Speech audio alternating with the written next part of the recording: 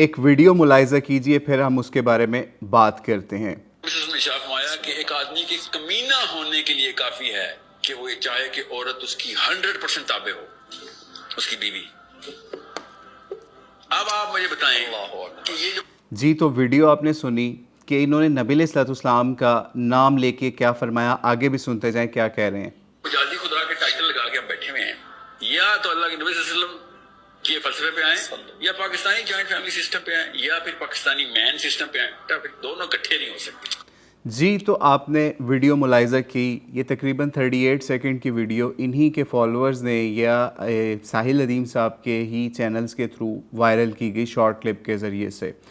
اور اس کے اندر انہوں نے دو چیزیں آپ کے سامنے رکھی۔ پہلی چیز یہ رکھی کہ نبی علیہ السلام کے اوپر ایک سمجھ لیجئے ہمارے نزدیک تو جھوٹ ہی بولا یا الزام ہی لگایا کہ نبی علیہ السلام نے اس طرح سے فرمایا کہ آدمی کے کمینہ ہونے کے لیے کافی ہے کہ وہ چاہے کہ اس کی عورت جو ہے یا اس کی بیوی جو ہے وہ اس کی 100% مطیع ہو یا تابع ہو۔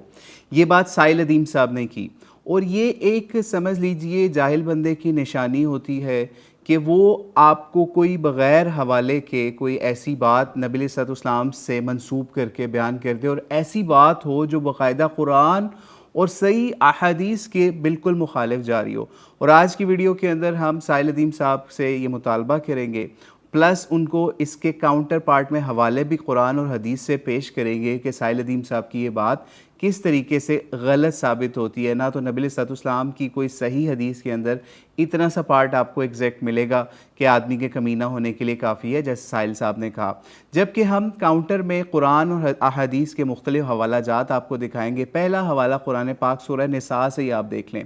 اس کے اندر باقاعدہ سمجھ لیجئے رجال کو قوامون بھی کہا گیا ہے، حاکم عورتوں کے اوپر کہا گیا، ان کو سمجھ لیجئے عورتوں کو اپنے مردوں کا مطیع ہونے کے لیے قانتات کا لفظ بھی استعمال کیا گیا ہے، اور ایون آخر کے اندر اس آیت کے اندر فَإِنْ أَطَعْنَاكُمْ کے بھی الفاظ ملتے ہیں، جس سے پتہ یہ چلتا ہے کہ عورت کے اوپر سمجھ لیجئے یہاں تک بتایا جا رہا ہے کہ اگر وہ آپ کی اطاعت کریں تو پھر آپ نے ان کے ساتھ کوئی سختی والا معاملہ نہیں کرنا۔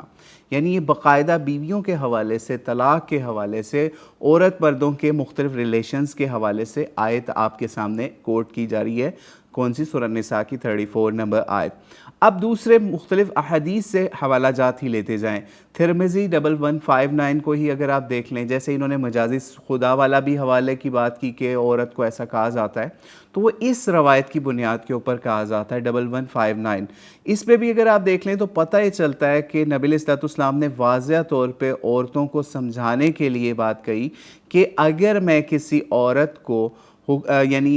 حکم دیتا، یعنی خدا کے علاوہ کسی اور کو سجدہ کرنے کا حکم دیتا، تو میں عورت کو حکم دیتا کہ اپنے مرد کو سجدہ کرے۔ عورت کے حوالے سے مرد کو یا شوہر کو مجازی خدا ہم لوگ نہیں کہتے، نہ کہنا چاہیے، لیکن صرف اور صرف تشدید کے لیے یا سمجھانے کے لیے کہ عورت کے سامنے اس کے شوہر کا اتنا مقام ہے کہ اس کو اس لیول پہ رکھا جاتا، اگر شریعت محمدی کے اندر یا شریعت کے اندر کسی کو سجدے کا معاملہ ہوتا تو وہ مرد کے حوالے سے ہی دیا جاتا عورت کو۔ تو اس لیے ساحل صاحب اب بتائیں اس کے اوپر آپ کیا کہیں گے؟ دوسری روایت آپ دیکھ لیں، اگر ہم دوسری روایت بھی دیکھیں سورہ نساء کی 3233 کتاب النکاح کے اندر آتی ہے، اور آی النساء خیر کے نام سے اس کے اوپر باب قائم کیا گیا ہے۔ نکاح کا باب کا سمجھ لیجئے نکاح کی کتاب ہے، اور باب کے اندر بھی کون سی عورت بہتر ہے اس کا باب باندھا جا رہا ہے کہ نبی علیہ السلام سے پوچھا گیا کہ یا رسول اللہ صلی اللہ علیہ وسلم کون سی عورتیں بہتر ہیں یا اچھی ہیں یا خیر والی ہیں؟ تو نبی علیہ السلام نے اس کا جواب دیا کہ وہ عورت جو اپنے شوہر کو جب وہ اسے دیکھے تو وہ اس کو خوش کر دے، جب وہ اسے یعنی اگر مرد اس کا یا شوہر اس کا کسی بات کا اس کو حکم دے تو وہ اسے بجا لائے، اور اپنی ذات اور اپنے مال کے حوالے سے بھی شوہر کی وہ عورت یا بیوی مخالفت نہ کرے۔ سورہ نساء 3233 آپ کے سامنے بیان کر دی۔ تیسری روایت ساحل ندیم صاحب کے لیے یا دیگر ان لوگوں کے لیے جو شوہر کی اطاعت کو کچھ بھی نہیں سمجھتے، یا پھر وہ شوہر جو دین کے حوالے سے اپنی بیوی کو کوئی حکم کر رہا ہو، سمجھانے کی کوشش کر رہا ہو اور اس کے حقوق و فرائض بھی ادا کر رہا ہو، اس کے بارے میں کیا معاملہ ہے؟ تیسری روایت آپ کے سامنے مشکات کتاب النکاح 3256 سے کہ جو عورت اس حال میں فوت ہو جائے کہ اس کا شوہر اس سے راضی ہو تو وہ جنت میں جائے گی۔ تو پتہ چل گیا آپ کو اس روایت سے بھی کہ شوہر جو ہے وہ عورت کے لیے جنت اور جہنم کا معیار نبی علیہ السلام بیان کر کے آپ کے سامنے رکھ رہے ہیں۔ ظاہری بات ہے ایک انسٹیٹیوشن ہے فیملی کا، جس طرح ہم ایک آرگنائزیشن میں ہوتے ہیں وہ بھی ایک انسٹیٹیوشن ہوتا ہے، وہاں پہ ایک باس ہوتا ہے، ایک مینیجر ہوتا ہے، کچھ امپلائیز ہوتے ہیں، سارے سمجھ لیجیے ڈیزگنیشنز ہوتے ہیں۔ اسی طریقے سے گھر کے اندر بھی عورت کا ایک ڈیزگنیشن ہے، مرد کا ایک ڈیزگنیشن ہے۔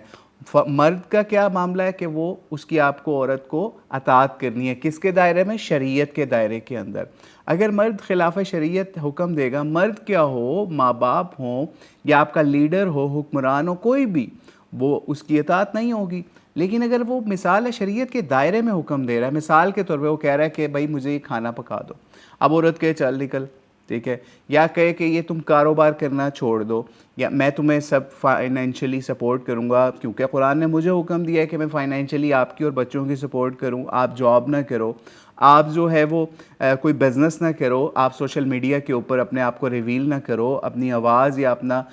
آواز کا پردہ یا پھر اپنے فیس کو ریویل نہ کرو، اس کا شوہر اس کو حکم دے سکتا ہے۔ اگر وہ ایسا کر رہا ہے، وہ شریعت کے عین مطابق کر رہا ہے، تو عورت نہیں مانتی تو وہ اس کے خلاف کر رہی ہے کہ جو اللہ تعالیٰ نے قرآن میں سورہ نساء کی آیت نمبر 34 میں بتا دیا، یا پھر مختلف احادیث جو ہم نے آپ کے سامنے بیان کی، مشکات 3256، ترمذی 1159 یا سنن نسائی 3233، ٹھیک ہے، جب یہ چیزیں ساری آپ کے سامنے احادیث آ جاتی ہیں، قرآن پاک کی آیات بھی آ جاتی ہیں، اس کے حوالے سے قانتات کا لفظ قرآن سورہ نساء آیت نمبر 34 میں آ جاتا ہے، ان کی اطاعت کا حکم آ جاتا ہے، سب چیزیں آپ کے سامنے آ جاتی ہیں، اور عورت پھر بھی اس پہ بضد ہوتی ہے، یا سائل ادیم صاحب جیسے لوگ اس چیز پہ بضد ہوتے ہیں کہ عورت کو کوئی مطیع ہونے کی ضرورت نہیں ہے، اور اگر کوئی ایسا کرے 100% اطاعت کی بات تو وہ بندہ ہی کمینہ ہے۔ تو ایسے دعوے اگر سائل ادیم صاحب کر رہے ہیں تو اس کے اوپر حوالہ پیش کریں، جبکہ ہم نے آپ کو سمجھ لیجئے 4-5 احادیث کے حوالہ جات، قرآن پاک کی آیات کے حوالہ جات آپ کے سامنے پیش کر دیے۔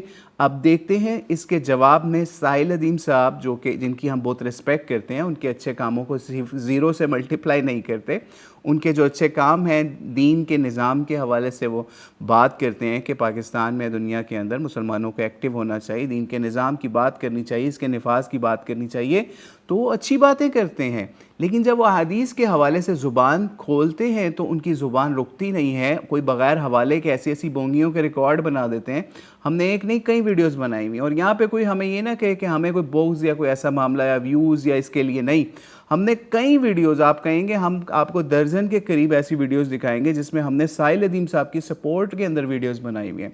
لیکن اگر کوئی بندہ نبی علیہ السلام کا نام لے کے صحیح احادیث کے مخالف اور قرآن اور سنت کے، سیرت النبی صلی اللہ علیہ وآلہ وسلم کے مخالف بات کرے گا تو جواب تو دینا پڑے گا۔ تو اب سائل ادیم صاحب کے جواب کے ہم منتظر ہیں، جیسے باقی روایتوں کے حوالے سے وہ کچھ بونگیاں مار کے